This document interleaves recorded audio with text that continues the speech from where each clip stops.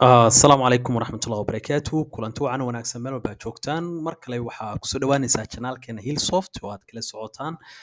barashada culumta teknolojiyadda. Maantay cashirkan waxaan ku qaadanaynaa waxaan soo baranay cashirkii hore oo kan ka horreeyey sida markaas internetka ugala soo degi lahayd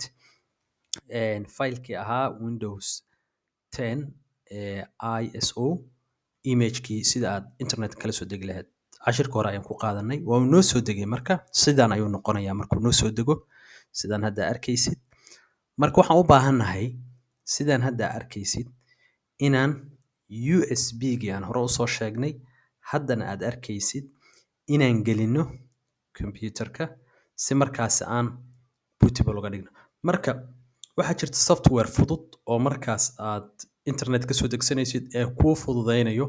inuu isugu kaa xiro oo faylkan Windows-ka ah iyo USB-gaaga oo kaaga dhiga markaas USB-gii Windows-ka oo kugu shubo. Haddaba marka aad tagtid waxaad tegaysaa marka hore Profis aa la dhahaa waa kana aad u fudud yahay waa kana marka waa soo degsanaysaa ku dhufanaysaa faylkan wuxuu kuu fududeynaa in markaasi aad computerkaaga markaasi Windows-ga aad haysato oo markaasi kugu jiro waa kuwana sida kii ugu dambeeyay iyagoo ah waxaan ku shubanaynaa marka soo degsanaysaa marka aad soo degsatid faylku wuu yar yahay waxaad ku dhufanaysaa double click ku sii leedahay yes ayaa leedahay yes ayaa leedahay okay faylkiina waa noo soo degay waa kana maxaan diyaarsanay marka waxaan diyaarsanay software yar oo markaas inoo fududeynayo oo image-kan inooga dhigi doona USB USB-ga ayaad gelinaysaa markaan diyaar waxa u tahay software-ku waa kuu diyaarsan yahay Windows-kii oo image-ka ahay oo aad internet ka soo degsato sidoo kale wuu kuu diyaarsan yahay markaan waxaa lagaaga baahan yahay inaad USB-ga gelisid kadib markaad USB-ga gelisid in aad tiraadid fiirsaya marka aan geliyo USB-ga halkaan meeshaas halkaas ayuu ka soo qabsan doonaa marka USB-ga aan geliyo marka USB-ga gelinaa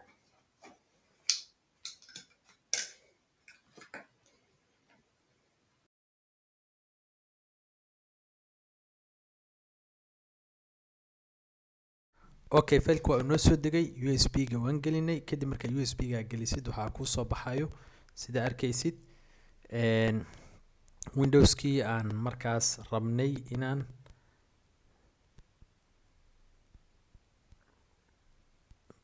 waa dooranay marka waa inaan dooranaa meesha ka dooranaa waxaan ku save garaynaa desktop-ka ayaan tegaynaa kadibna sidaa u jeedid Windows 10 Pro kadibna open ayaan leenahay waa uu soo qabsaday kadibna waxaan leenahay start okay aad ku leedahay meeshaan haddaad rabto sida default-ga u dhaafi kartaa haddaad rabtana customization ku samayn kartaa laakiin anagu markaan waxaan leenahay okay kadibna hore ayuu u soconayaa waxaan sugaynaa marka sidaa u jeedid waa u wadaa marka warning-kan uu ku tuso micnaheedu waxa waaye wixii hore ugu jiro oo dhan USB-ga wuu tirtiri doonaa kadibna kuwa cusub okay aan ku niri okay markaad tiraahdo kadib sababtoo ah faylal kale oo hore ugu jiray USB-gaaga kulama keydin kartid marka wuxuu u baahan yahay isagoo oo ay waxba ku jirin si markaasi aad ugu shubto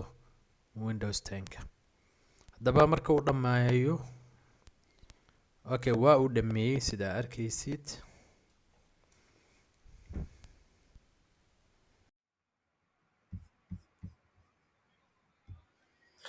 waa tahay waa inoo dhameeyey hadda marka uu dhameeyey sida aad shaashadda arkaysid waxa uu markaani diyaar u yahay inaad ready waayo marka tartiibtaada waxaa samaynaysaa marka USB-ga ka bixinaysaa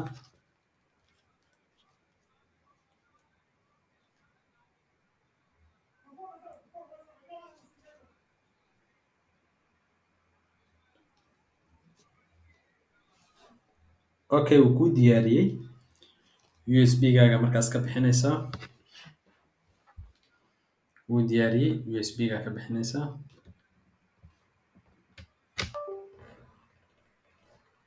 USB-ga waa kuu diyaarsan yahay waxaa